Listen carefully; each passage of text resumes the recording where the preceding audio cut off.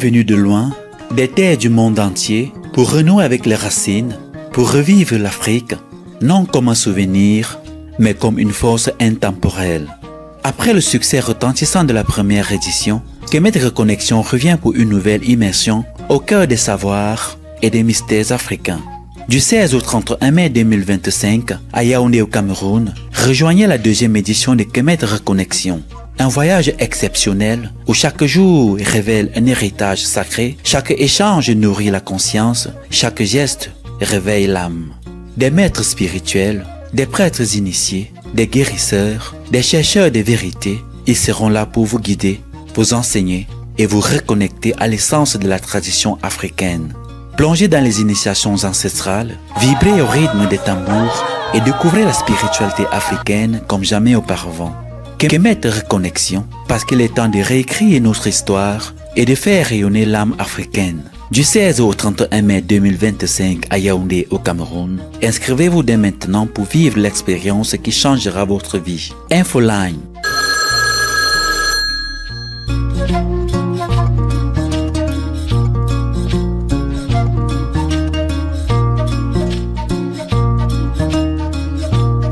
Kemet Reconnexion, là où les racines du passé nourrissent l'avenir. Au TEP à toutes et à tous, madame, monsieur, chers téléspectateurs, c'est avec une immense joie et une profonde reconnaissance que nous vous accueillons sur les antennes de Kemet Télévision pour le lancement officiel de la deuxième édition de Kemet Reconnexion. Après une première édition marquée par des moments riches en découvertes, en échanges et en spiritualité, cette nouvelle édition promet de repousser les limites de notre exploration des valeurs culturelles et spirituelles africaines. Il y a des instants qui marquent des tournants, des moments où la paix des origines devient plus fort, où le passé tend la main au présent pour tracer un futur empreint de sens. Après le succès de la première édition, cette nouvelle étape nous invite à un voyage au cœur de la spiritualité africaine, porté par des confréries majestueuses telles que l'Ombun, le Fa, le Mbok et le Movongo. Ces piliers de la sagesse ancestrale seront le cadre des riches enseignements et d'initiations destinés à reconnecter les afro-descendants et les Africains passionnés de notre histoire à leurs racines profondes. Pour ce premier rendez-vous, je suis accompagné par les figures majeures du projet Kemet Reconnexion, notamment Sa Majesté Wendu Mabou, grand prêtre du Vaudou, le frère Totaboné, qui est désormais gardien des mystères, et moi-même, Nyamsi Yomba, fier ambassadeur de Kemet Télévision. Ensemble, nous vous guiderons dans une immersion totale au cœur des enjeux et des trésors de cette édition.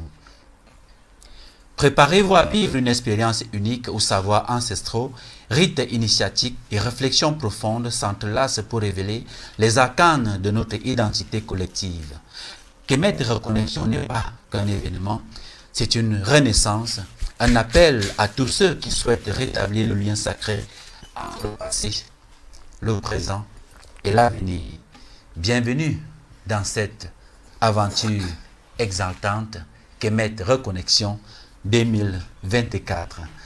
Tout abonné au TEP, bienvenue frère, comment ça va?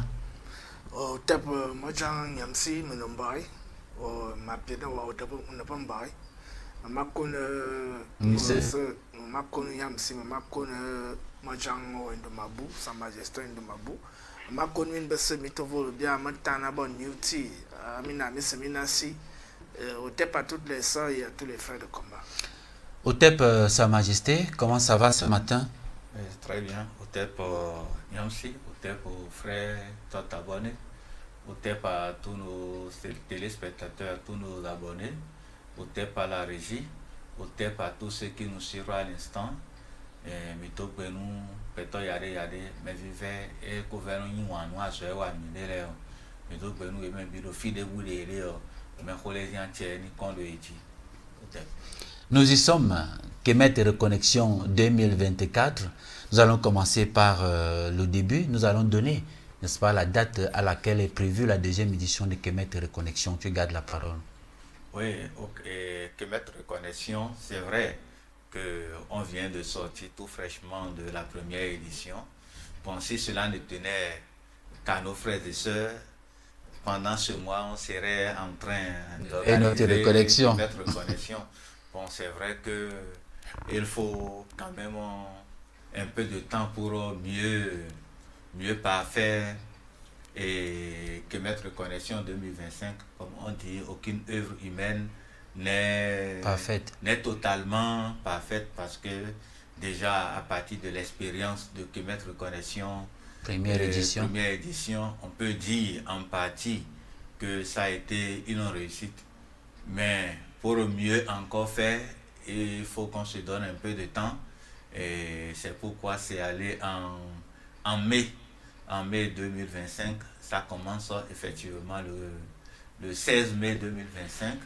On aura sur le terrain et 2 semaines environ à faire ensemble. C'est vrai que pendant l'édition passée, le temps a un peu manqué, parce que les gens étaient tellement enthousiasmés, les gens ne voulaient pas partir de sitôt, mais par rapport à l'agenda qu'il faut réserver, par rapport aux moyens qui étaient aussi disponibles, on ne pouvait pas prendre l'engagement de continuer ou bien d'y ajouter des jours. Donc Kemet TV, que je dis Kemet Télévision, excusez-moi, bien sûr, Kemet Reconnexion 2025, c'est déjà une réalité. Ça va débuter effectivement en mai 2025. Pourquoi précisément la date du 16 mai? Ça pouvait être le 10 mai, ça pouvait être le 20 mai et autres. Pourquoi précisément la date du 16 mai? Oui, en fait, on l'avait expliqué un peu aux anciens participants que nos jours, nous ne les choisissons pas au hasard. C'est vrai que l'événement passé a eu lieu sous la pluie, parce qu'il n'y avait pas cette journée où il ne pleuvait pas. Bon, c'est vrai que pendant la période de mai, il n'y aura pas de pluie, mais ce n'est pas pour autant qu'on a choisi cette période pour choisir nos jours en Afrique. Tous les jours sont des jours sacrés, tous les jours ont un caractère sacral, et il faut pouvoir identifier les mauvais jours. C'est vrai que tous les jours sont sanctifiés, on peut sanctifier tous les jours, mais il y a des jours qui sont beaucoup plus porteurs de bons messages. Il y a des jours qu'il faut choisir quand il s'agit de faire un événement, ou bien de débuter un événement important tel que comme Kemet Reconnexion. Dans les jours, on les choisit par rapport au calendrier faisant. Et ce jour est tombé effectivement sur Menjo. Menjo qui veut dire la renaissance de l'être. Et comme c'est une reconnexion qui conduit directement à une renaissance, donc c'est normal qu'on débute les activités par rapport au calendrier faisant, et précisément ce jour, parce que les gens vont venir sur le centre le 16, qui est déjà un bon jour, et 2 jours après, je crois, les gens iront sur les sites d'initiation, et qui correspond effectivement aussi au beau, qui est un jour tellement recommandé pour les rituels et tout dans le calendrier faisant. Donc ça n'a pas été une période pensée de hasard. D'accord, c'est très important. Alors frère Toth, la situation géopolitique qui se passe dans le monde aujourd'hui ne nous laisse pas indifférents, parce qu'elle peut justement impacter la présence des uns et des autres, notamment la guerre entre l'Ukraine et la Russie, même quand le président Vladimir Poutine n'appelle pas ça guerre. Et puis, nous en avions parlé jeudi dernier à l'émission. Finalement, Bachar al-Assad est tombé, et la plupart, n'est-ce pas, des candidats qui viennent de tous ces pays-là peuvent justement être impactés par cette situation géopolitique. On ne peut pas rester sans dire un mot là-dessus. Oui, bien évidemment, les événements sont liés dans la mesure où tous les projets que nous avons, que ce soit des projets personnels, que ce soit des projets de la Renaissance africaine, que ce soit des projets d'initiation. Ces projets sont liés à la tournure géopolitique que nous observons actuellement. Car le monde est en plein tournant et il y a aussi risque de troisième guerre mondiale, il faut le dire, parce que peut-être beaucoup de médias n'en parlent pas, mais il faut que les gens sachent que ça ne va pas. C'est-à-dire la guerre Russie-Ukraine et les événements récents déjà qui ont démarré avec les soi-disant attentats du 7 octobre contre Israël. Quand on analyse ça en profondeur, on se pose des interrogations. Est-ce que ce n'était pas un agenda préparé pour entraîner un engrenage qui allait conduire vers la chute de Bachar al-Assad et qui allait nous porter vers, puisque la Russie ayant débuté l'opération militaire spéciale en Ukraine, était déjà plus préoccupée par cette affaire plutôt que les autres conflits dans lesquels auxquels il a été mêlé entre 2013 et jusqu'à 2019, notamment la guerre en Syrie. La Russie a concentré toutes ses forces et toute son attention sur la défense de sa souveraineté, au point de démobiliser une grande quantité de troupes de la Syrie pour les localiser sur le front ukrainien.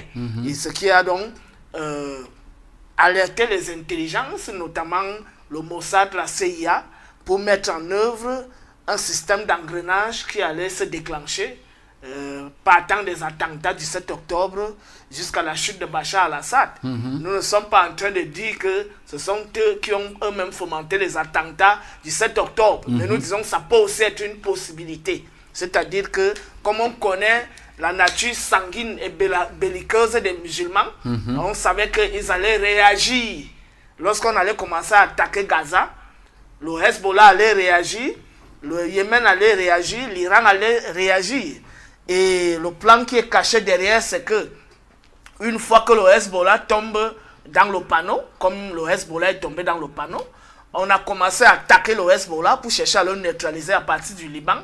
Mais en même temps qu'on attaquait le Hezbollah, en même temps on bombardait les sites militaires syriens qui étaient capables de parer toute attaque djihadiste.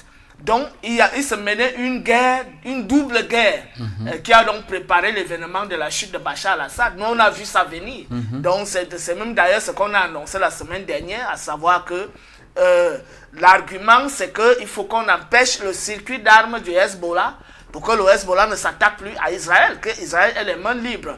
Mais ce qui est caché derrière et qui va plus loin, c'est le projet Eretz Israël, c'est-à-dire le Grand Israël.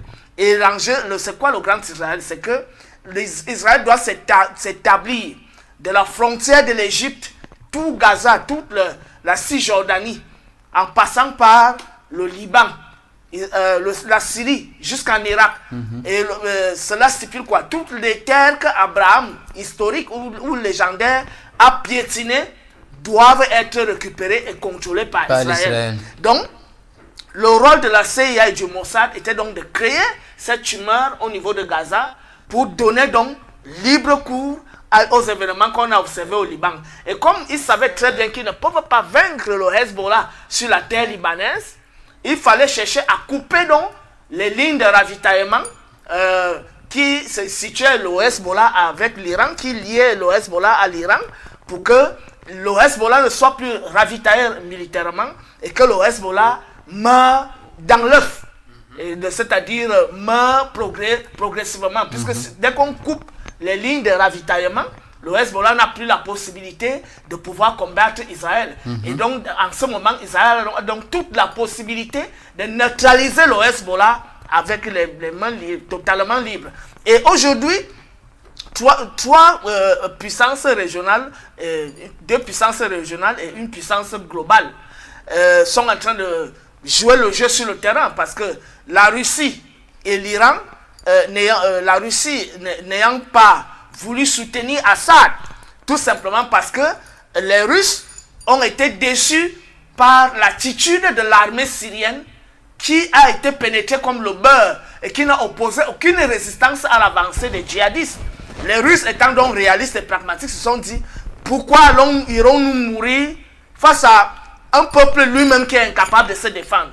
On aurait attendu que l'armée syrienne oppose une farouche résistance à l'avancée des rebelles pour que nous, les Russes, leur portions main forte. Mais nous voyons qu'eux-mêmes, ils fuient. Ils ont commencé par fuir Alep, ils ont fui Homs, ils ont fui Hama, et à chaque fois, l'armée syrienne ne faisait que fuir le front. Donc, les Russes ont donc dit, comme vous êtes incapables vous-même de montrer que vous avez la capacité de défendre votre propre terre, nous, on vous laisse gérer vos choses. Apparemment, vous êtes complices des djihadistes, et le peuple syrien est complice des djihadistes, c'est-à-dire qu'on veut que Bachar al-Assad s'en aille. Comme vous voulez donc qu'il s'en aille, nous, on ne s'y mêle pas. La même chose que l'Iran a fait, la même chose que le Hezbollah a fait. Donc aujourd'hui, l'échec, on dirait que c'est un échec russe, parce que la Russie a dépensé beaucoup d'argent, et beaucoup dépensé aussi en hommes. Les gens sont morts sur le front vers les années 2014-2015. Beaucoup de personnes sont mortes, et aujourd'hui, la Russie, avec tous ces efforts qu'elle a eu à fournir, elle aurait dû se concentrer en Ukraine dès 2014 au lieu de se concentrer en Syrie, pour laisser aujourd'hui la Syrie comme elle est libre aujourd'hui. L'affaire de l'Ukraine aurait pu être réglée en 2014 si la Russie s'était concentrée sur l'affaire de Maïdan. Mais les calculs n'ont pas été bien faits. Aujourd'hui, la Russie souffre plus en Ukraine et se retrouve en train de lâcher prise ici. Et qu'est-ce qui se crée? C'est un chaos au niveau de la Syrie, où la Turquie va prendre le contrôle de toute la frontière avec la Syrie. Actuellement, les forces soutenues par la Turquie sont à 60% des territoires qu'ils contrôlent. Et on a appris aussi, de l'autre côté, les Américains contrôlent tous les sites pétroliers, notamment dans les zones kurdes et dans la zone de Deir ez-Zor, en frontière avec l'Irak. Les Américains contrôlent ces puits de pétrole. Et on a appris hier que l'armée israélienne est entrée au sud de Damas pour prendre contrôle sur les hauteurs du Golan. Ils ont déjà pris le contrôle sur certains villages. Et l'enjeu d'Israël, c'est de pouvoir installer un pouvoir politique qui sera à sa botte au niveau de Damas. Parce que celui qui contrôle Damas, c'est celui-là qui contrôle la Syrie, qui est reconnu comme légitime. Donc, si Israël est capable d'installer un pion là, qui va donc jouer en sa faveur pour que le Hezbollah n'ait plus accès à l'Iran pour pouvoir recevoir les armes, alors Israël aurait gagné sa guerre. Et l'enjeu, c'est quoi? C'est que Israël ne se retrouvera jamais en train de se confronter aux États-Unis, parce que c'est blanc, bonnet, blanc. Donc il y aura donc une coalition qui va se créer entre Israël et les États-Unis au niveau de la Syrie pour bloquer la Turquie, pour que la Turquie n'avance plus vers le sud. Car si les Américains et les Israélites contrôlent Damas et toutes les zones pétrolières, alors la victoire aurait été du camp des Américains et des Israélites.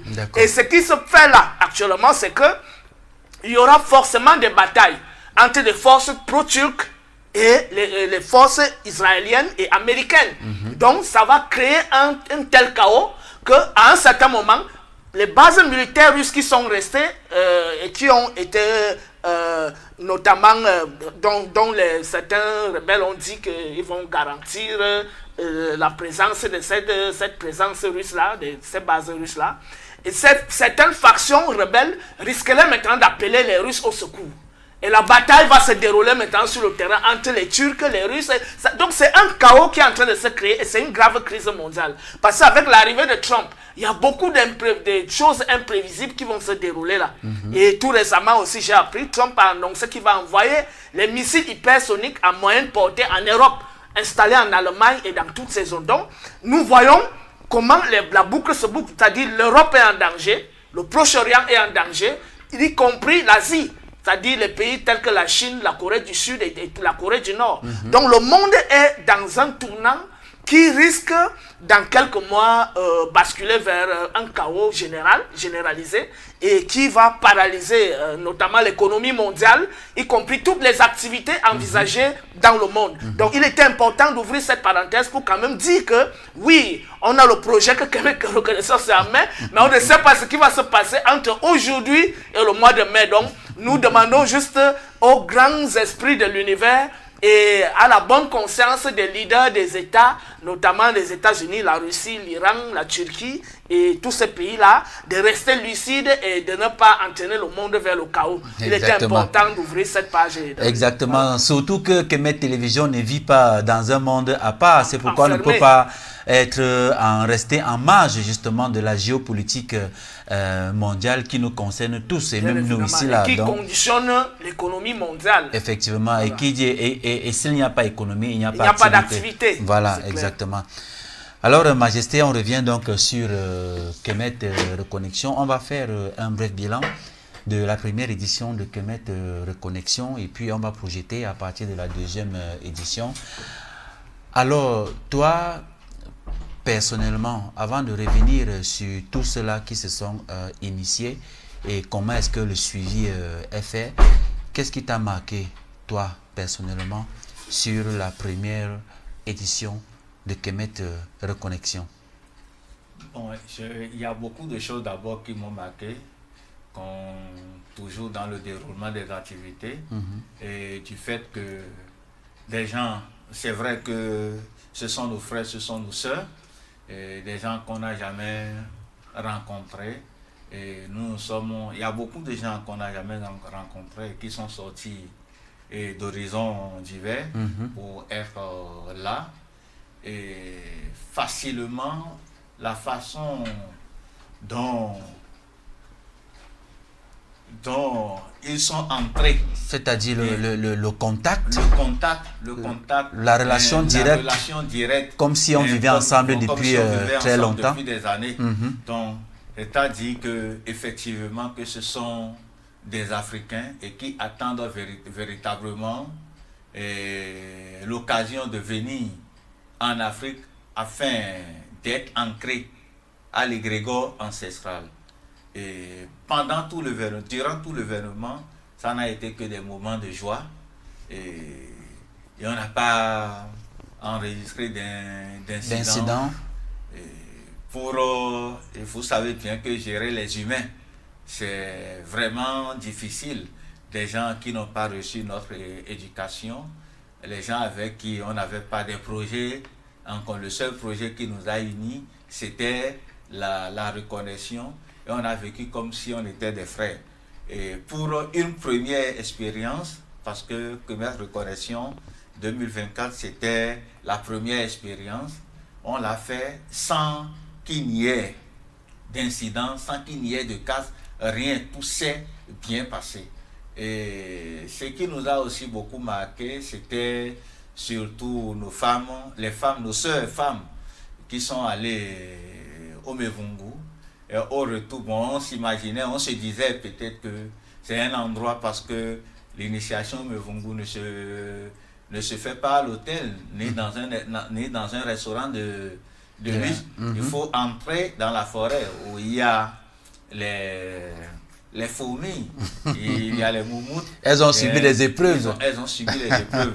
Mais ça ne les a pas dérangées. Au contraire, parmi l'équipe, il y en a même qui disaient que le temps qui a été réservé pour faire les initiations était court. Donc, s'il faudrait qu'on lui accorde beaucoup de temps, donc c'est cette manière d'accepter les choses et de persévérer du moins dans l'initiation. Ça a été vraiment quelque chose de motivant. En fait, durant toute la période, tout a été quand même motivant parce que c'était véritablement un moment de partage, un moment de joie, un moment d'expérience spirituelle, un moment aussi de reconnexion. Quand je dis reconnexion, je ne parle pas de cette reconnexion qui consiste à ce que nos frères et sœurs de la diaspora ou bien nos frères et sœurs afro-descendants puissent se reconnecter avec le territoire, mais cette connexion entre nos sœurs et nous-mêmes, comme si on vivait depuis on avait l'impression qu'on se connaissait depuis belle lurette. Alors, frère, toi qui étais en plein dans l'organisation de cette première édition, qu'est-ce qui t'a particulièrement marqué? Bon, de toutes les façons, la première chose, c'est le risque que beaucoup... C'est un risque de quitter la Martinique, de quitter la France, de quitter l'Allemagne de quitter les États-Unis d'Amérique, Côte d'Ivoire et autres. Pour aller vers des personnes qu'on n'a jamais rencontrées, une seule fois dans notre vie, pour aller vers des personnes qu'on écoute à distance.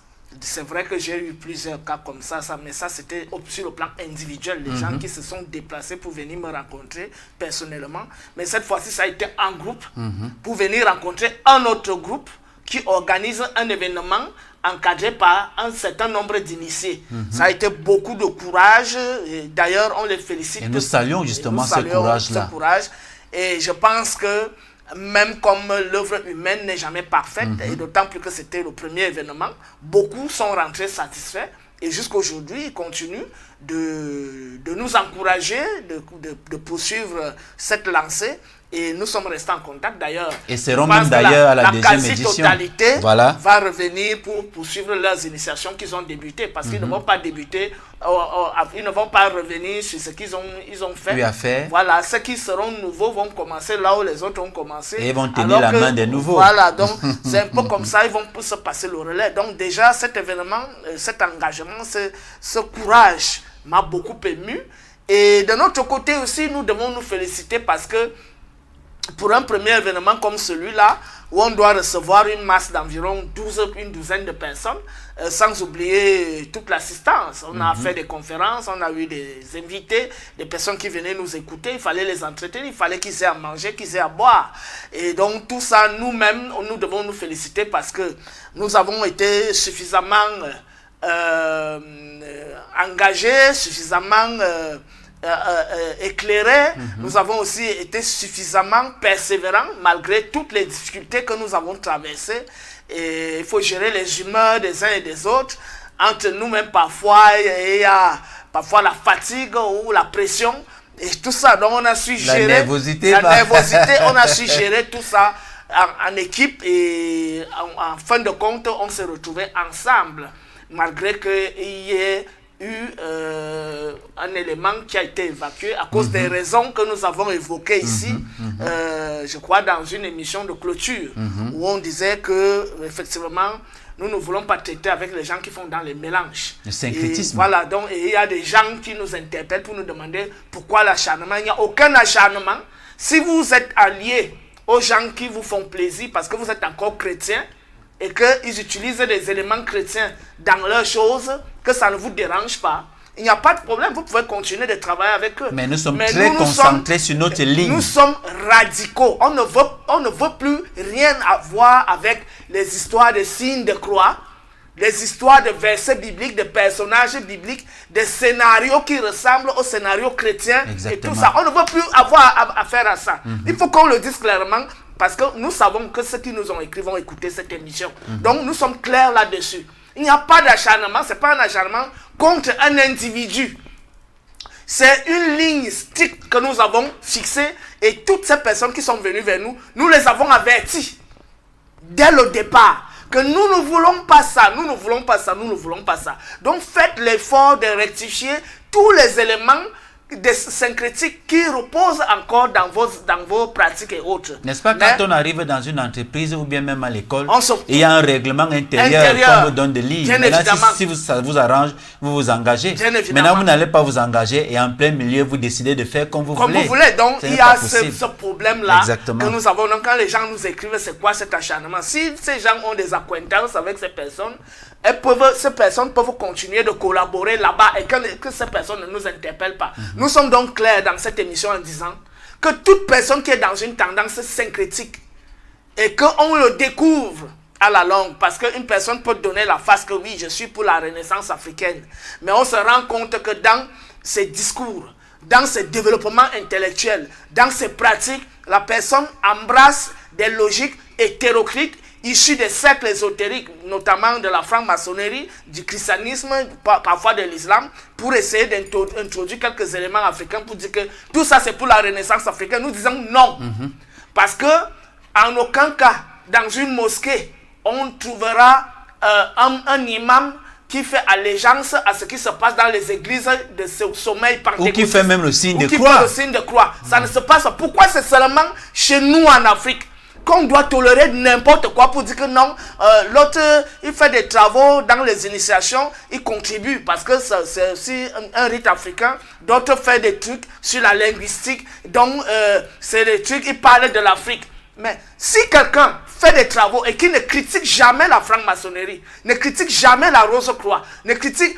Tout le monde peut critiquer les religions. Mais pourquoi ces gens ne critiquent pas les sectes ésotériques? C'est tout simplement parce que beaucoup d'entre ces personnes s'y trouvent et veulent utiliser les éléments de l'Égypte pharaonique ou alors parfois les pratiques africaines pour dire que nous sommes tous dans le mouvement de la Renaissance africaine. Nous disons donc non. Nous nous inscrivons en faux et nous exigeons une méthodologie stricte, une démarche stricte qui permettrait aux afro-descendants, y compris aux noirs vivant sur la terre africaine, à se reconnecter à la source pure. Parce qu'ils disent que la pureté n'est pas possible. On doit faire avec ce que les autres font. Nous disons non, il y a encore la pureté. Et il y a encore les vrais initiés qui sont capables de suivre la ligne droite, c'est-à-dire la ligne orthodoxe de la tradition africaine qui a été impulsée depuis la période de nos aïeux, notamment les grands initiés, les Shemsuho et tous ces gens-là. C'est la raison pour laquelle, effectivement, à un certain moment, vous pouvez vous rendre compte qu'il y a certaines figures qui ne fassent plus partie du projet Kemet Reconnexion. Et donc, il y a ce volet qu'il fallait mentionner. Il faut aussi quand même féliciter les initiés qui ont fait le bon travail, notamment Tara Asuzok dans l'initiation dans l'Ombone. Il faut féliciter Nangonjoy qui a beaucoup émerveillé ses filles. Ses filles sont rentrées toutes gaies et tout ça dans le Movungu. Tout s'est bien passé.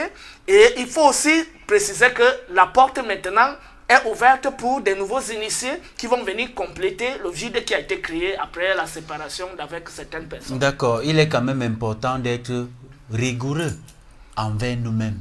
Sinon, ça, c'est un projet qui deviendra du n'importe quoi. Il y a beaucoup qui nous font confiance, il y a beaucoup qui nous suivent, il y a beaucoup également qui ne nous font pas confiance et qui nous insultent. Mais sauf que nous avons une ligne directrice que nous devons suivre pour atteindre les objectifs qui sont les nôtres, ceux de la Renaissance africaine. Et ça passe par une rigueur. Et une méthodologie. Une méthodologie. Bien évidemment, ceux qui nous insultent, je préfère commencer par là, ceux qui nous insultent, quand vous regardez, à 100%, je vais dire, sont des gens qui sont soit du côté de la franc-maçonnerie, du côté de la Rose-Croix ou bien du côté des religions de la mort. Et ou les kamites débutants. Ou les kamites débutants. Voilà. Bon, est-ce que... Parce que même kamite débutant ne peut pas aller à l'encontre de la vision du monde africain. Voilà. Bon, on peut parler des pseudo-kamites, ceux qui sont peut-être entrés dans la tendance et par suivisme. Les gens sont là, ne connaissant rien, et vous allez voir qu'au fond, que ce sont des gens qui sont déjà trop, qui se sont déjà trop collés à la vision du monde des francs-maçons, ou bien des rosicruciens, soit des églises, ou bien en l'occurrence l'église catholique. Parce que ce qu'on dit, on dit que la vérité en fait n'a pas de camp. La vérité n'a pas besoin de bruit, la vérité n'a pas besoin d'assez de justification. Elle est comme ça. On ne démonte pas la vérité. C'est déjà la vérité. C'est en fait un principe immuable. Le travail d'une science, c'est que c'est en fait la justification qui est là. Donc on n'a plus besoin de dire, quand on dit que c'est noir, on n'a plus besoin de passer par un certain Moïse peut-être qui a noirci, ou bien Jésus-Christ qui a fait ceci, qui a fait ceci, ou bien Mao. On n'a pas besoin de dire ça. Donc les gens qui ne veulent pas abandonner les anciennes pratiques, eux autres se trouvent un peu offensés par rapport à la lumière que nous diffusons ici. Et c'est vrai, comme le frère vient de le dire, c'est pas parce que on est ensemble qu'on va accepter tout ce qui est... On va tout accepter. C'est vrai que sur ce plateau, avant même Kemet Reconnexion 2024, la première édition, il y avait des initiés qui étaient avec nous et qui venaient parler de leur spiritualité. Mais quand on a remarqué que dans cette spiritualité, c'est comme en fait le haricot charançonné.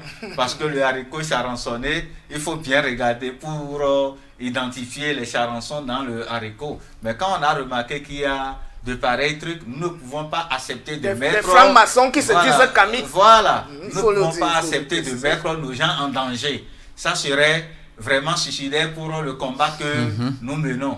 Donc, en même temps, il y a eu un toilettage qui a été effectué et ces gens se sont retrouvés éjectés de ce mouvement. Et c'est comme ça que nous allons toujours évoluer. Tous les gens que nous allons présenter à nos frères et sœurs, si on remarque qu'il y a déjà infiltration ou bien syncrétisme dans ce qu'ils font, on va appliquer la dernière rigueur, les mettre de côté. Parce que si on ne le fait pas, ce qui était arrivé à nos ancêtres va toujours nous arriver.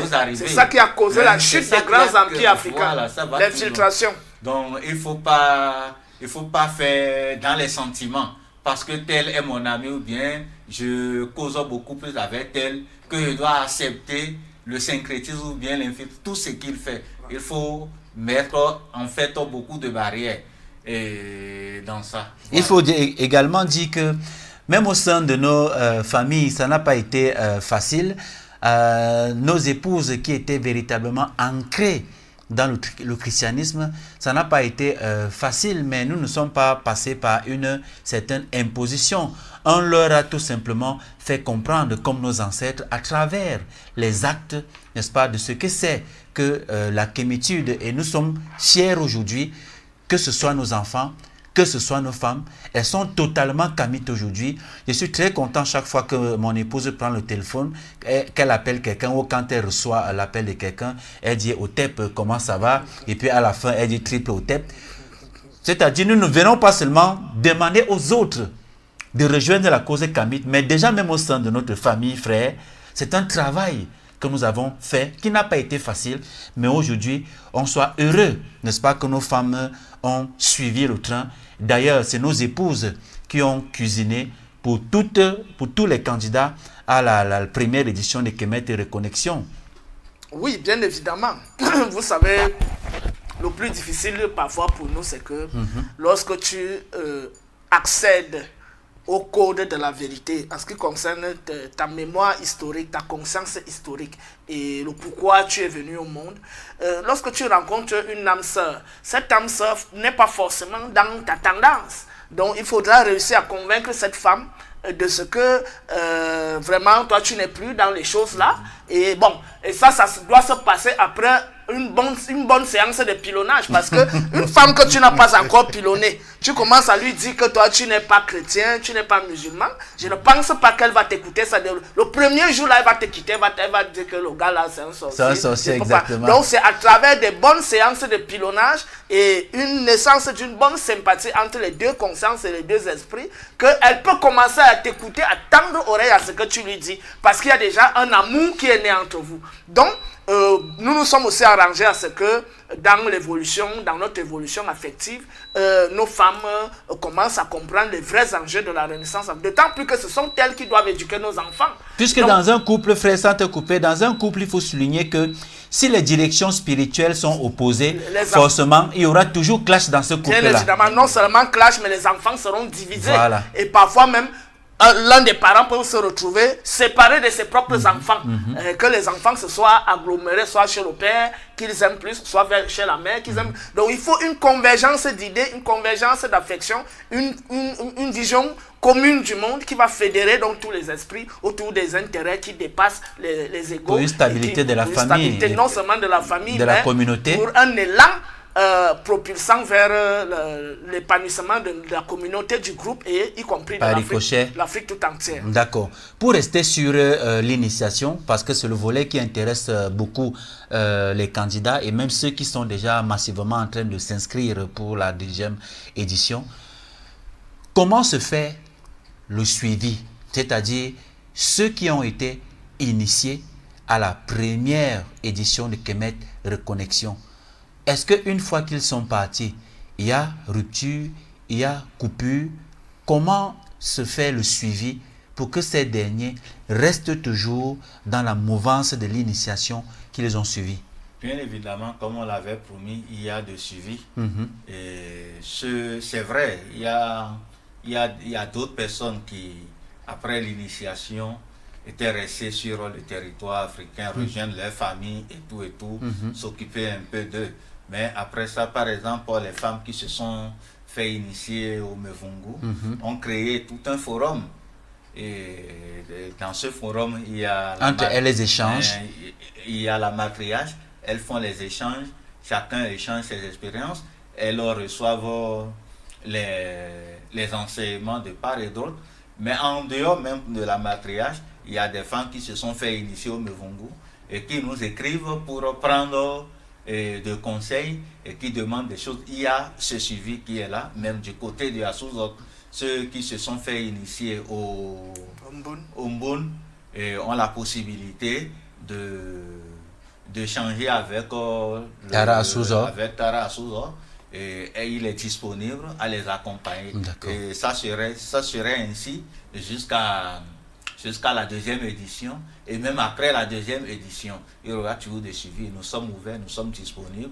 Il y en a qui contactent le frère Todd presque tous les jours pour prendre des enseignements. Il y en a aussi qui me contactent tous les jours pour prendre des enseignements. Nous sommes disponibles. Le suivi est là. D'accord. Alors, frère, nous allons revenir sur des confréries, justement, qui sont inscrites dans la deuxième édition de Kemet Reconnexion. Et nous entrons là en plein dans l'organisation justement de Kemet Reconnexion deuxième édition. Nous allons revenir sur les confréries qui ont été retenues justement pour la deuxième édition. Parce que c'est à partir de ces confréries justement que les uns et les autres s'inscrivent pour participer. Oui, tout à fait. Parmi les confréries, on l'a dit lors de l'édition, ça remonte à un mois, je ne sais pas.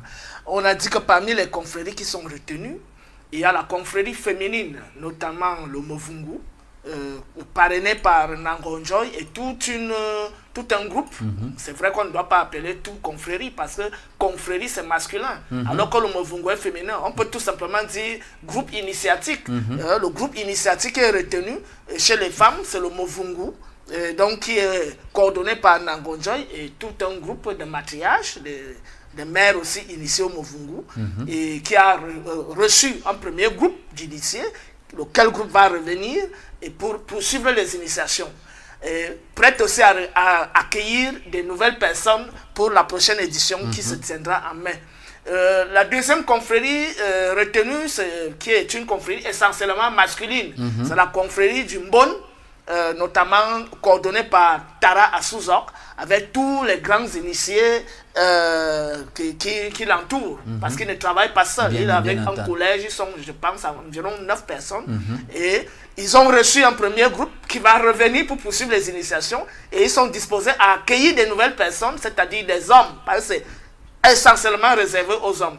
Qui vont donc se présenter comme candidats. Bon. Et les premiers... Toi qui connais bien l'Ombon, en attendant que la personne concernée qui est Tara Asuzok vienne peut-être ici pour nous dire concrètement comment est-ce que ça se passe. Toi qui connais l'Ombon, quelle est sa particularité? Ça c'est pour essayer d'apporter des éléments qui puissent convaincre ceux qui désirent s'initier justement au Mbon dans le cadre de la deuxième édition. Le Mbon, il faut préciser que toutes les confréries masculines, à la base, c'était les confréries des guerriers. Ça, tout le monde le sait quand même qu'en Afrique, toutes les confréries initiatiques masculines étaient essentiellement consacrées aux personnes aguerries qui étaient capables de défendre leur communauté dans tous les plans, c'est-à-dire y compris dans le domaine de la médecine. Donc le Mbon intègre la formation qui ressemble à une formation militaire. Le Mbon intègre la maîtrise du corps physique, c'est-à-dire qu'au niveau de la propriété, au niveau de la circulation des énergies, au niveau même de l'athléticité, c'est-à-dire le sport. Il y a un sport qui est pratiqué aussi dans le Mbon. Le Mbon concerne aussi la découverte de la nature, c'est-à-dire les propriétés des plantes, les propriétés des éléments, des pierres, les propriétés des animaux, leur rôle, leur fonction, leur signification, voilà. Les propriétés de la lune, du soleil, leur fonction, leur rôle, etc. etc. Et le Mbon intègre aussi la connaissance de soi, c'est-à-dire l'initiation interne. où on te connecte à ta nature intime et où on te permet de te découvrir toi-même et de redécouvrir tes vies antérieures, qui tu as été et qu'est-ce que tu vas devenir dans le futur. Et le mbon concerne aussi la vision, c'est-à-dire la voyance. Et si ceux qui sont nés avec le don de voyance, on active ce principe en eux, ils deviennent donc des voyants éclairés. Ils ne voient plus par réflexe, mais ils deviennent des vrais voyants, des vrais visionnaires qui sont donc capables d'éclairer la communauté. Les rêves deviennent des songes. Bien évidemment. Et le mbon aussi concerne le domaine de la médecine. Donc, quelles sont les propriétés des plantes, des pierres, tout ça, tout ce qui concerne la nature, qui peuvent aider à traiter telle ou telle maladie, ou alors à restaurer telle ou telle personne sur le plan énergétique. Donc, cela me permet, il y a beaucoup de choses aussi que le mbon enseigne, notamment la sagesse, les proverbes, et comment vivre en famille, et tout ça, comment éduquer les enfants. Et au-delà de ça, la troisième confrérie retenue, c'est la confrérie du Mbok.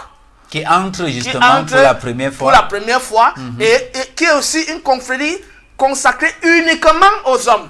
Le Mbok est uniquement consacré aux hommes, autant que le mbon. Et le Mbok aussi a les mêmes éléments, c'est-à-dire c'est presque la même procédure d'initiation qu'on observe dans le mbon. C'est-à-dire c'est la formation d'un homme qui maîtrise la nature, qui se maîtrise lui-même, qui maîtrise l'histoire de son peuple, etc. etc.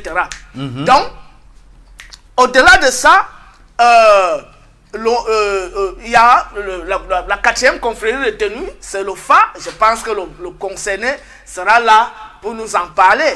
Et Sa Majesté. Voilà, Sa Majesté Ndomabou. Et le Fa concerne tout le monde, c'est-à-dire les hommes et les femmes peuvent s'initier au Fa. En fait, c'est un élément, je vais dire, une initiation, une branche initiatique dans le vaudou qui peut intégrer autant les hommes que les femmes. Donc voilà les 4 confréries retenues. Nous avons dit, bon, les 4 groupes initiatiques, parce que le mot confrérie revient toujours dans notre bouche. Quand on dit confrérie, on est dans la confusion, parce que les femmes ne sont pas confrères, il y a frères. Frères, oui. Voilà. Donc on dirait plutôt les 4 groupes initiatiques retenus sont le Movungu, entièrement consacré aux femmes, le Mbon, entièrement consacré aux hommes, le Mbok, entièrement consacré aux hommes, et le Fa, qui peut donc recevoir en même temps les hommes et les femmes. Mais cela n'exclut pas que des personnes viennent pour se faire initier dans le Mbon, et peut-être après, pour commencer aussi les initiations dans le Fa. Voilà, très bien. La même chose, se faire initier dans le Mbok, et peut-être aussi commencer les initiations dans le Fa. Mais précisons aussi une chose qui est très importante, c'est que dans les autres confréries initiatiques, il y a déjà certains éléments qu'on peut retrouver dans le Fa, en filigrane. Mais le Fa a ses particularités qui sont propres à lui. D'accord. Voilà ce qu'on peut dire. Il faut faire ce récapitulatif et cette précision qui est très importante. Il y a 4 groupes d'initiation qui sont inscrits à la deuxième édition de Kemet Reconnexion. Et parmi les 4, il y en a 2 qui sont réservés essentiellement aux hommes. C'est important de faire la précision pour que s'il y a des femmes qui veulent s'inscrire au Mbok ou alors au Mbon, c'est quasi impossible. Par contre, le Fa prend en charge tout le monde, à la fois hommes et femmes. Mais maintenant, quand on revient au Movungu, également, c'est essentiellement une confrérie ou alors un groupe initiatique féminin. Bien évidemment, comme on était en train de le dire. Donc, nous avons introduit le Mbok tout simplement parce qu'il faut diversifier les groupes d'initiation. Et le Mbok a quelque chose de particulier, c'est que bon, c'est une confrérie coordonnée par les Mbombok qui sont issus du peuple Bassa. Et les Mbombok sont les régents de leur communauté. C'est-à-dire, c'est eux qui régissent leur univers. Parce que Mbok même signifie l'univers, dans son sens de fusion entre les principes féminins et les principes masculins. Donc, un Mbok doit toujours aussi être accompagné d'une grande initiée à ses côtés pour que le Mbok soit fusionnel. Donc, nous allons faire appel à un Mbok sur le panel qui viendra intervenir ici et qui pourra mieux expliquer sa chose parce que nous ne faisons pas dans l'imposture. J'en venais justement, nous savons que le Movungu, c'est la matriarche Nangonjoy qui s'en occupe. Ouais. Le Fa, c'est Sa Majesté Wendumabu, tout à côté de moi, qui s'en occupe. Le Mbon, nous connaissons déjà, c'est Tara Asuzor. Maintenant, qu'en est-il du Mbok? Qui sera chargé de l'initiation au Mbok? En ce qui concerne le Mbok, nous sommes en train de réfléchir sur le choix de Mbok qu'on fera. Mais la personne la plus envisagée pour l'instant, c'est Mbok Pingimbus. C'est vrai que j'ai aussi sollicité Mbok Mandeng, mais Mbok Mandeng peut faire partie de la prochaine édition. Donc, ce sont des deux Mbok que je côtoie depuis au moins 2018. Au moins 2018. Et ça fait 6 ans aujourd'hui. Je suis allé dans leur forêt sacrée à plusieurs reprises. Je sais comment ces gens travaillent et j'ai vu les résultats qu'ils ont eu à réaliser. Et j'ai vu les personnes qu'ils ont encadrées même dans l'initiation. J'ai vu leur évolution, etc., etc. Et ces personnes ont fait des témoignages. Bon, même comme personne n'est parfait. Donc, il y a quand même une crédibilité qui s'établit dans leurs travaux. Donc, d'autant plus que Mbombopi loge ici à Yaoundé, réside à Yaoundé, alors que Mbok Mandeng est un peu éloigné, il est du côté du village, du côté de Bodmakap. Ça fait que parfois le transport est long. Et si on a besoin, s'il y a une urgence, c'est vrai qu'il peut se déplacer, qu'on le prépare, qu'il se déplace. Il va venir. C'est quelqu'un de très ouvert. On a fait d'ailleurs beaucoup de plateaux ensemble dans les années passées, dans d'autres médias. Et on a établi une bonne collaboration jusqu'aujourd'hui quand il y a des événements, tant du côté de Mbok Mandeng que du côté de Mbok Pi. Je suis convié, quand j'ai le temps, j'y vais. Donc, pour l'instant, pour la prochaine édition, c'est-à-dire la deuxième édition de Kemet Reconnexion, nous allons solliciter Mbok Pi Ngimbus, qui est résident de Yaoundé. Et donc, dans les prochains jours, nous l'aurons ici à Kemet Télévision pour venir expliquer à tous ceux des futurs candidats qui souhaiteront s'inscrire au Mbok et même à toute la communauté africaine ce que c'est que le Mbok et comment est-ce qu'on procède justement pour s'initier à ce groupe d'initiation qui est le Mbok en attendant l'ouverture officielle des initiations, n'est-ce pas, à la deuxième édition de Kemet Reconnexion qui débute, il faut le rappeler, à partir du 16 mai 2025. Nous prenons une transition du côté de la régie et on se retrouve derrière pour conclure, n'est-ce pas, avec cette première édition de Kemet Reconnexion en préparation de 2025. A tout de suite, madame, monsieur.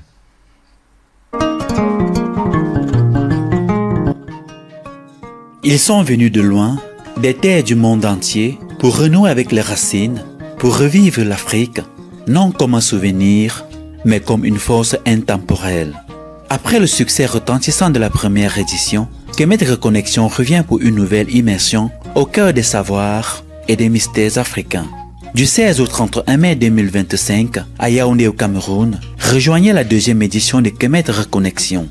Un voyage exceptionnel où chaque jour révèle un héritage sacré, chaque échange nourrit la conscience, chaque geste réveille l'âme. Des maîtres spirituels, des prêtres initiés, des guérisseurs, des chercheurs de vérité, ils seront là pour vous guider, vous enseigner et vous reconnecter à l'essence de la tradition africaine. Plongez dans les initiations ancestrales, vibrez au rythme des tambours et découvrez la spiritualité africaine comme jamais auparavant. Kemet Reconnexion, parce qu'il est temps de réécrire notre histoire et de faire rayonner l'âme africaine. Du 16 au 31 mai 2025 à Yaoundé au Cameroun, inscrivez-vous dès maintenant pour vivre l'expérience qui changera votre vie. Infoline.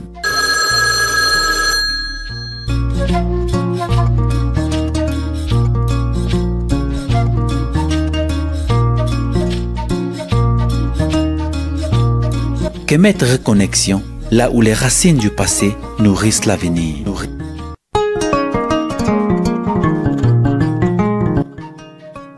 Ils sont venus de loin, des terres du monde entier, pour renouer avec les racines, pour revivre l'Afrique, non comme un souvenir, mais comme une force intemporelle. Après le succès retentissant de la première édition, Kemet Reconnexion revient pour une nouvelle immersion au cœur des savoirs et des mystères africains. Du 16 au 31 mai 2025, à Yaoundé au Cameroun, rejoignez la deuxième édition de Kemet Reconnexion. Un voyage exceptionnel où chaque jour révèle un héritage sacré, chaque échange nourrit la conscience, chaque geste réveille l'âme. Des maîtres spirituels, des prêtres initiés, des guérisseurs, des chercheurs de vérité, ils seront là pour vous guider, vous enseigner et vous reconnecter à l'essence de la tradition africaine. Plongez dans les initiations ancestrales, vibrez au rythme des tambours et découvrez la spiritualité africaine comme jamais auparavant. Kemet Reconnexion, parce qu'il est temps de réécrire notre histoire et de faire rayonner l'âme africaine. Du 16 au 31 mai 2025 à Yaoundé au Cameroun, inscrivez-vous dès maintenant pour vivre l'expérience qui changera votre vie. Infoline.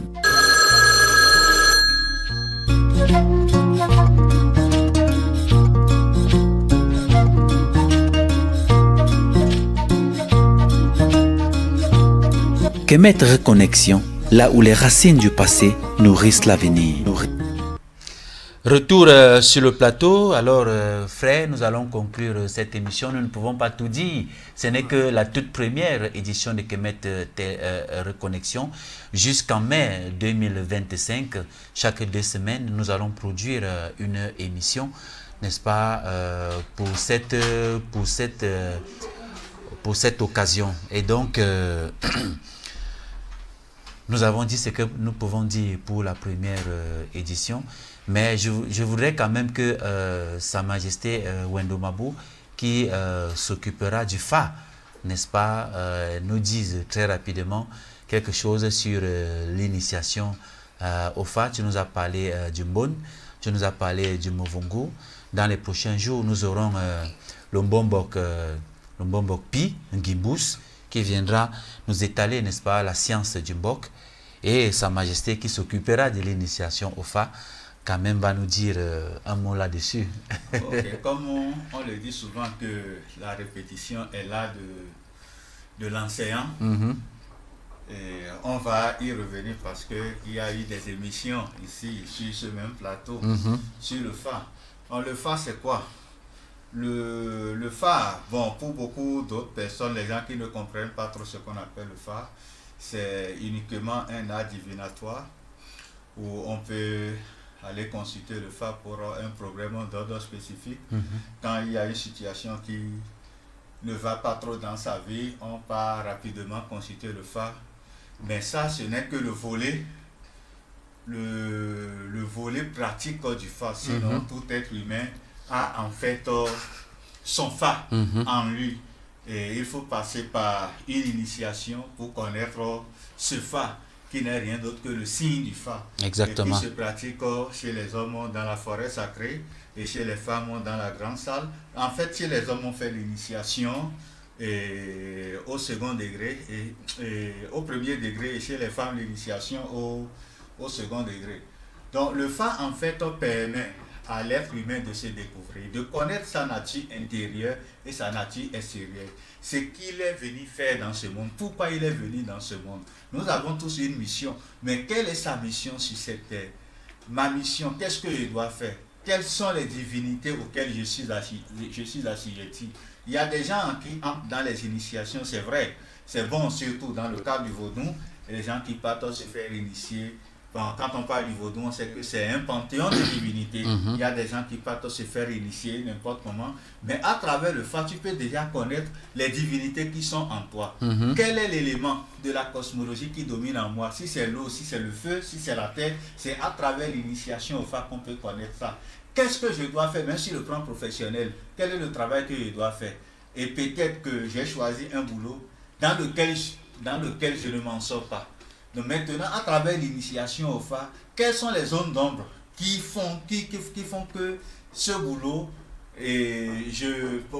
qui font que je ne me retrouve pas trop dans ce boulot. À travers l'initiation au FA, on peut connaître maintenant les zones d'ombre qui dérangent afin de les évacuer.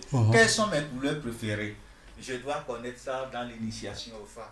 Quels sont les types d'aliments que je peux manger? Je dois connaître ça dans les livres. Parce que nous avons tous nos interdits alimentaires. En dehors de notre société crânique, nous avons aussi nos interdits alimentaire individuel qu'il faut connaître. Quels sont nos totems? Nous devons connaître ça, les totems sur le plan sociétal, sur le plan planique, sur le plan individuel. Quels sont les totems que j'ai? Quels sont les animaux? Quels sont en fait mes génies? C'est dans l'initiation au phare qu'il faut connaître ça. Quel genre de femme ou bien quel genre d'homme avec qui je peux rester dans l'initiation au phare? Bon, il y a des gens qui vont dire que maintenant que je suis déjà marié, et si le phare montre le contraire. Si le phare montre le contraire, qu'est-ce qu'il faut faire pour harmoniser? Est-ce qu'il faut chasser sa femme ou alors chasser son homme? Ce n'est même pas le cas. Maintenant, qu'est-ce qu'il faut faire pour harmoniser et le couple, harmoniser cette relation? Si je devrais épouser par exemple une femme claire et c'est une femme noire qui est sous mon toit, si je devrais épouser une femme noire et c'est une femme claire qui est sous mon toit, Ok, en derrière Himalaïque. Voilà, qu'est-ce que je pouvais faire pour que nos énergies se concordent? Donc, comme je ne l'avais pas fait, il y a des rituels sur place qu'on fait et on incarne cette femme qui devrait rester, qui devrait vivre, cette femme ou bien cet homme avec qui on devrait vivre, on l'incarne avec le conjoint, sur le système subtil du conjoint ou bien de la conjointe qui est là, afin que dans la relation, que tout puisse bien fonctionner. Donc, le phare montre beaucoup de choses, on ne peut pas, même sur le plan de l'élévation spirituelle, par exemple, pour avoir la vision, la voyance, avoir le don de la projection astrale, c'est à travers l'initiation au phare. Après l'initiation au phare, qu'on peut déterminer les types d'animaux, les types d'animaux du moins, qu'on peut utiliser pour t'aider afin que tu puisses t'élever spirituellement. Donc ça montre en fait la voie pour... Bon, ça nous montre pourquoi en fait notre vie, une partie de notre vie existentielle, parce que l'homme est appelé, bon, sur le plan de la réincarnation, nous allons mener beaucoup de vie. Mais quand je viens dans cet univers physique, qu'est-ce que je dois faire?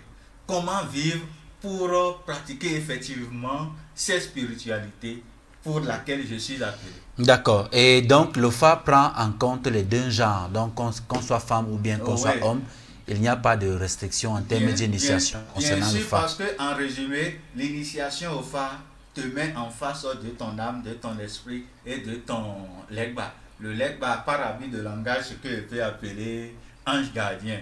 Donc, il n'y a pas de... En ce qui concerne l'âme, en ce qui concerne l'esprit, en ce qui concerne le legba, il y a on ne connaît pas de genre. On ne connaît pas de genre. Donc, ça implique tout le monde. D'accord. Une dernière question. Alors, messieurs, selon vous, en quoi cette édition diffère-t-elle de la première en termes d'objectifs et d'impact attendu? La question est à qui veut la prendre? Bon, je parle rapidement et va compléter. D'accord. Bon, et comme on a souvent l'habitude de le dire, que en fait, en Afrique, sur le plan spirituel, on parle de parcours spirituel. On parle de parcours initiatique du moins. C'est pas en fait une seule initiation que l'être humain doit faire dans sa vie. Comme je l'avais expliqué en ce qui concerne l'initiation, que l'être humain est comme en fait une grande maison. Et dans cette maison, nous avons les chambres, nous avons les lampes, nous avons les interrupteurs. Donc quand tu réussis à pénétrer une chambre, quand tu entres dans une chambre, il faut appuyer sur l'interrupteur de la chambre afin que la lampe de la chambre éclaire la chambre. C'est exactement ainsi que l'être humain est composé sur le plan initiatique. Donc quand tu vas atteindre un niveau, il faut appuyer sur le disjoncteur de telle énergie pour que cela puisse faire son travail dans ta vie. C'est pas qu'en faisant une seule initiation, on atteint le sommet. Comment les gens partent rencontrer rapidement Yahvé ou bien Yahweh. Donc ce n'est pas ça. Donc on évolue graduellement. Même si tu te concentres uniquement dans le monde ou bien dans le Mvungu, c'est pas le premier jour, c'est pas à partir de la première initiation que tu vas atteindre le dernier niveau. C'est en fait comme les études. Il faut commencer par le CEP, le CEP, le BPC, le bac, ainsi de suite, jusqu'à aller dans les doctorats. Donc c'est exactement la même chose avec les initiations. Donc ceux qui sont venus ont eu, premièrement, ceux qui sont venus à la première édition ont connu l'initiation primaire. Maintenant, il faudrait qu'ils travaillent pour se lever. Bon, de la même manière que si tu ne veux pas, si tu veux encore évoluer en connaissance, tu ne vas pas t'arrêter. Par exemple sur le Movungu, bien par exemple sur le Mbun, tu peux aussi aller aussi expérimenter une autre expérience afin d'élargir ton champ spirituel. Tu as commencé justement à répondre à la question que je voulais poser, celle de savoir si on vient par exemple pour faire le Fa, est-il possible qu'en dehors du Fa, on fasse une autre initiation, c'est-à-dire qui est inscrite justement à l'ordre de la reconnaissance? Bien évidemment, voilà. C'est ce que le Fa même dit. Parce que le Fa te montre tout ce que tu dois faire. Le Fa te montre tous les genres d'initiations que tu peux faire. Quelles sont quelles initiations j'en aurais besoin dans ma vie à une étape donnée. Mais quand le Fa te montre ça. Donc le Fa en fait c'est pas de faire de toi par exemple un prêtre ou bien une prêtresse un prêtre du vaudou. Mais ça te donne en fait ce que nous appelons le dictionnaire de ta vie. Donc quand tu as besoin d'un truc dans ta vie, tu prends ce document qui est le Fa et tu fouilles, tu trouves en même temps cette solution et que tu l'appliques en toi. Donc quand tu finis le Fa ou bien tu finis une autre initiation, tu peux aussi expérimenter le Fa. Le Fa est juste comme comment dirais-je, comme des béquilles, les béquilles qui peuvent t'accompagner à mieux évoluer dans ton parcours spirituel, parce que évoluer dans la spiritualité sans se connecter à son soi intérieur, âme et esprit, sans pour autant communiquer, parce que quand tu finis l'initiation au Fa, tu as ton âme en main, tu as ton esprit en main, tu dois pouvoir communiquer avec ce que tu es sur le plan subtil. Donc évoluer dans la spiritualité sans pouvoir comment dirais-je, sans pouvoir parler, entrer en contact avec son soi intérieur, ce n'est pas en fait trop bien. Mais le Fa te permet d'avoir tout cet arsenal afin de mieux évoluer, que ce soit dans le Movungu, que ce soit chez les Asuzok ou bien dans le Bombok. C'est en fait... D'accord, voilà qui est bien noté. Donc en une seule édition, on peut faire des initiations. Ça va dépendre également du temps et puis et forcément des moyens, frère. Alors objectif et impact attendu à la suite de... L'objectif, c'est d'avoir des segments et des Horus, c'est-à-dire les guerriers, les futurs guerriers et les futurs guerriers pour la Renaissance africaine. Lesquels guerrières et les guerriers qui devraient d'abord commencer à s'assumer eux-mêmes ou elles-mêmes dans leur vie propre, dans leur vie familiale, et s'impliquer plus tard dans les langues de la Renaissance africaine. Nous ne formons pas des personnes qui vont se borner à leur vie personnelle. C'est-à-dire que je suis venu me faire initier parce que je vais évoluer dans les postes de nomination. Je suis venu me faire initier parce que je veux être milliardaire. Je suis venu me faire initier parce que je veux être chef de l'État. Je suis venu me faire initier parce que je veux commencer à traverser les murs et aller coucher avec les femmes des voisins et toutes choses comme ça. Là. Donc, c'est pas ça l'enjeu de l'initiation. Les objectifs, c'est de former des futurs guerriers et des futures guerrières pour la cause commune de la Renaissance africaine. C'est un enjeu qui déborde tous les enjeux et qui devrait être au centre de toutes les préoccupations pour ne pas s'étendre. Je pense que c'est ça l'objectif. D'accord. Pour compléter les propos de Todd, en fait, en Afrique, dans les confréries initiatiques, c'est pas en fait la vie matérielle qui compte. C'est pas ça qu'on met en avant. C'est que quand je parle de la vie matérielle, c'est-à-dire avoir un joli foyer, une belle femme, un bel homme, avec la nourriture en abondance, les voitures, les belles maisons, ce n'est pas en fait ça. Devenir milliardaire de sa communauté, ce n'est pas ça l'objectif de la spiritualité. Moi, on ne pense pas à ça. Parce qu'on sait que déjà mais ce n'est pas aussi mauvais si on en a. Non, je dis déjà dans la pratique spirituelle, et quand tu te connectes véritablement à la source spirituelle authentique, tu ne cours pas derrière le besoin. Et tu ne cours pas derrière le matériel. Le matériel qui devrait s'exprimer dans ta vie pour que tu puisses accomplir la mission pour laquelle tu es sur cette terre va venir vers toi. C'est pas que là maintenant il faut que je sacrifie. Pas plus tard qu'hier, il y a un jeune garçon qui m'a écrit en me disant qu'il voudrait sacrifier 5 ans dans sa vie. Et sacrifier 5 ans de sa vie pour faire quoi avec?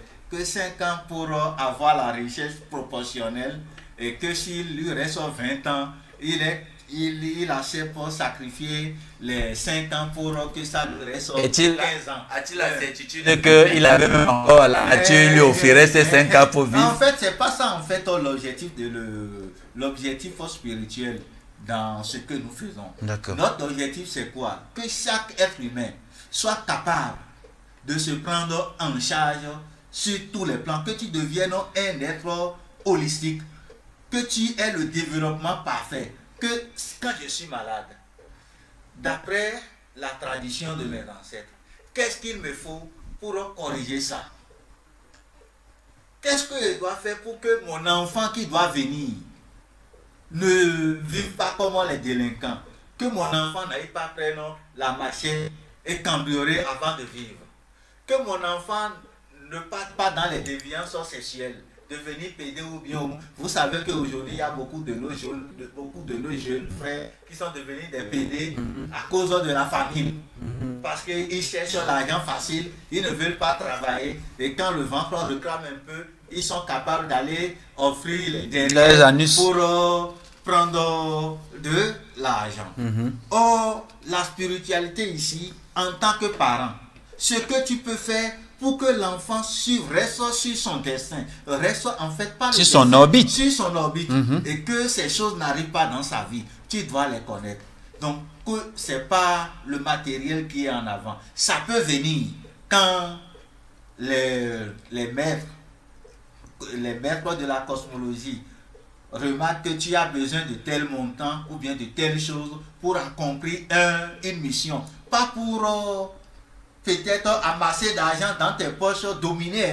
Pas pour l'auto-glorifier. Pas pour l'auto-glorifier, voilà, exactement. Mais pour ta communauté, ils vont te l'accorder. Tu n'as pas besoin de courir, tu n'as pas besoin d'aller sacrifier dans la belle preuve les richesses que nous avons, ou bien que les gens prennent en sacrifiant leurs femmes, leurs parents, leurs enfants et autres, ou bien en faisant l'amour avec leurs enfants et tout ce que nous connaissons. Est-ce que cette richesse dure? Pas du tout. Tu peux être ministre, tu peux être au cas, tu peux être tout. À la fin, on a vu beaucoup de gens qui sont tombés dans les prisons. Donc ça ne construit pas, ça ne fait rien. Alors que ce que nous demandons, c'est la pratique de cette magie Heka que nous a demandé de pratiquer. En tant qu'un être africain, je dois vivre selon les normes de mes ancêtres, étant dans la spiritualité de mes ancêtres, c'est tout. On a même accompagné beaucoup de ceux qui se disent grands et richissimes. On a vu à leurs obsèques comme elles étaient misérables. On s'est posé la question de savoir, tout ça c'était pour arriver à ce que nous voyons là. Bien évidemment, c'est ce que nous connaissons, les serviteurs de Seth. Nous les appelons les Sethiens. Et eux-mêmes ils savent, quand ils nous écoutent, ils savent qu'ils sont très mal partis, mais ils sont dans des pactes où ce n'est plus facile. Ils sont tenus. Ce n'est plus facile de reculer parce qu'à un certain moment, quand tu mets les pieds dans l'eau, dans l'océan, au début, là, les vagues arrivent, ça arrive au niveau des pieds. Après, ça arrive au niveau des genoux. Après, ça arrive au niveau de la hanche. Quand ça atteint un certain seuil, même si on cherche à te rectifier, mon ami, tu es lié. Ça, c'est la mort qui t'emporte, ça, c'est la folie qui t'emporte. Ou alors la destruction de ta propre progéniture.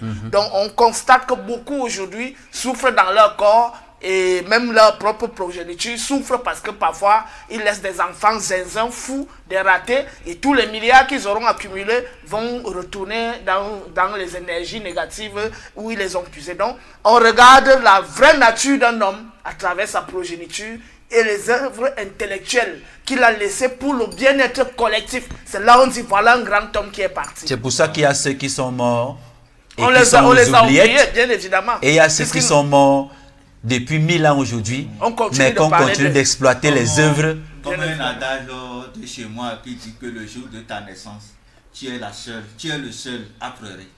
Et les autres en train de rire. Le bébé qui vient au monde pleure, pousse les cris. Mais les autres rient de Les joie. autres sont contents Parce qu'on a accueilli un nouveau-né. Et que la nature te recommande de mener ta vie de telle enseigne que le jour de ta mort, que à la fin que ce soit toi, la seule personne qui sourit et les autres en train de pleurer. Et c'est ce qu'il nous faut. Parce que quand tu meurs ainsi, tu es sûr que ton cas sera vérifié. Que tu as rempli ta mission. Mais quand tu meurs, quelqu'un vient, on trouve ton cadavre allongé. On crache même sur ça. On casse le, on dit que va pleurer en enfer. En griffe, en fait, on dit que malheur à ton corps, malheur à ton âme. Ce n'est pas ce qu'on demande. D'accord. D'accord.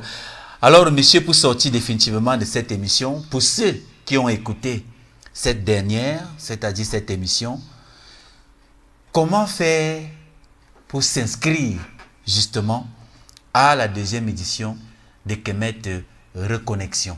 Et je vais demander à la régie justement de nous présenter la fiche d'inscription.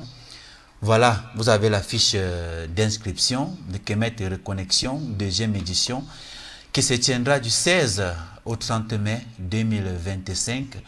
Vous avez nom et prénom. Vous avez, c'est vrai que je sais. Date et lieu de naissance. Voilà. La profession, le pays de provenance, numéro de passeport, situation matrimoniale, numéro de téléphone, email, adresse email, et confrérie initiatique choisie, donc Mofungu, Fa, Mbon, Mbok. Et bon, voilà. Pour 14 jours. Pour 14 jours. Voilà. Et maintenant, pour s'inscrire. Et nous avons également le cadre pour la photo. Pour la photo, c'est obligatoire parce que il faut aussi connaître la face de la personne avec qui nous allons partager que cette face corresponde à la photo du passeport. Du passeport, voilà. Donc pour s'inscrire, c'est très facile. Il y a les gens qui connaissent le frère Totabone et qui connaissent son numéro. Et d'ailleurs, pour le dire, le frère Totabone, c'est lui le coordonnateur. Le président du comité d'organisation pour cette deuxième édition de Kemet Reconnexion. Voilà. Les gens connaissent ceux qui ont son numéro, peuvent l'aborder et demander la fiche d'inscription. C'est à son niveau. Il va envoyer, ils vont imprimer. D'accord. Et maintenant, on peut aussi demander, ceux qui ont mon numéro et qui n'ont pas le numéro du frère Tot peuvent aussi te contacter. Même chose avec toi, peuvent te contacter. Effectivement. Pour faire le virement, pour connaître le montant, parce que la dernière fois, il y a eu beaucoup de polémiques autour. Justement, c'est pourquoi le montant est précisé sur la fiche d'inscription. Mais précisément celle dont on vous montre là, on a barré pour que ça ne crée pas de polémiques comme la dernière fois. Mais ce que nous savons, c'est que sont prises en charge l'hébergement, la nutrition, le transport local, les conférences subies, les enseignements et le clou donc, les initiations. Voilà. Il y a tout un national. Tout un package. Un peu de tourisme. Un peu de tourisme, voilà. Parce qu'il y a l'excursion, il y a beaucoup de choses. Donc, ceux qui vont se rapprocher de Tot, ils vont prendre la fiche d'inscription, ils vont connaître le montant. Et même chose avec moi, même chose avec Nyamsi, même chose avec Wandomabou. Et nous avons aussi nos canaux de transaction. Il y a le numéro du compte bancaire sur lequel on peut faire de virements. Bon, c'est vrai qu'à l'édition passée, les gens ont éprouvé beaucoup de difficultés pour les transactions bancaires. On ne sait pas. Nous avons eu pratiquement 7 personnes qui n'ont pas pu être là à côté de des transactions bancaires. Le problème que ces gens ont envers Kemet Télévision, et quand il fallait passer par les trucs financiers, et ça devient tellement compliqué. C'est pas seulement concernant Kemet, c'est pas seulement Kemet Reconnexion, mais dans beaucoup d'autres choses que ce soit. Et il faut même dire que ceux qui ont réussi par passer par les coordonnées bancaires, leur argent, il y a eu beaucoup de retenues. Nous avons eu pratiquement jusqu'à 70 000 francs chez certaines personnes. Alors, ça complique justement l'organisation. Parce que... c'est pour ça que nous conseillons les agences il y a Western Union, RIA, il y a RIA, Voilà. il y a MoneyGram. MoneyGram. Et de plus en plus aujourd'hui, les gens font des transferts Orange Money très facilement. Donc tous les numéros que vous voyez sur la bande d'annonce sont également Orange Money. Une fois que vous le faites, vous scannez le reçu que vous nous envoyez pour que justement on constitue le dossier. C'est très important de le dire pour ceux qui auront des difficultés à travers les coordonnées bancaires. Et c'est pour dire aussi que les inscriptions ont commencé, les gens ont commencé déjà par s'inscrire. Et c'est pas parce qu'on a dit que mettre reconnaissance c'est le 16 mai qu'il faut attendre la dernière semaine pour se manifester. On a aussi cette difficulté. C'est surtout ceux qui sont allés dans le Muvumbu et autres, la confession des tenues sacrées et autres, il faut du temps pour le faire. Donc, chacun peut déjà commencer par payer ses frais d'inscription. Les gens ont commencé par s'inscrire, bon, nous invitons les uns et les autres à commencer par payer leurs frais d'inscription. Ça peut se faire en tranches, compte tenu des moyens de tout un chacun. C'est pourquoi nous commençons maintenant pour laisser les gens au temps, voilà. le temps aux gens, n'est-ce pas, de payer par exemple en tranches. Et je vais encore ajouter un truc, que le montant qui a été arrêté, c'est vrai qu'aucun montant n'est petit. C'est toujours quelque fort. Chose, oui. Même 100 francs, si on te demande de donner 100 francs, il y a des gens qui n'en ont pas. Donc il faut comprendre que les temps sont vraiment durs. Nous disons aussi que c'est juste un frais de participation. Et si quelqu'un parmi les participants, quelqu'un voit qu'il a un peu de moyens, et qui peut donner plus, hein, ça va contribuer et aider la télévision dans son fonctionnement au quotidien. Voilà, d'accord, frère, je pense qu'on en a terminé. Nous arrivons au thème de cette émission de lancement de la deuxième édition de Kemet Reconnexion qui se tiendra du 16 au 30 mai 2025, un moment riche en émotions et en partage. Aujourd'hui, nous avons ravivé la flamme de notre héritage ancestral et posé les bases d'une aventure qui promet d'être à la hauteur des attentes. Cette édition est une invitation à aller plus loin, à creuser plus profondément dans notre mémoire collective et à bâtir ensemble une renaissance authentique, porteuse d'espoir et de transformation. Nous vous remercions pour votre écoute, votre attention et votre engagement. Rendez-vous est pris dans 2 semaines, ici même sur les antennes de Kemet Télévision, pour continuer ce voyage vers la lumière de notre identité et de notre destinée. En attendant, nous continuons avec nos émissions traditionnelles. Dès demain, avec la matriarche Nangonjoy sous le thème « La femme et les interdits culturels », 2 points entre préservation et modernité. Restez connectés, restez inspirés, car la renaissance africaine est en marche et elle est portée par chacun de nous. Merci de nous avoir suivis et à très bientôt pour la suite de cette aventure exceptionnelle. Otep, Otep, Otep. Otep.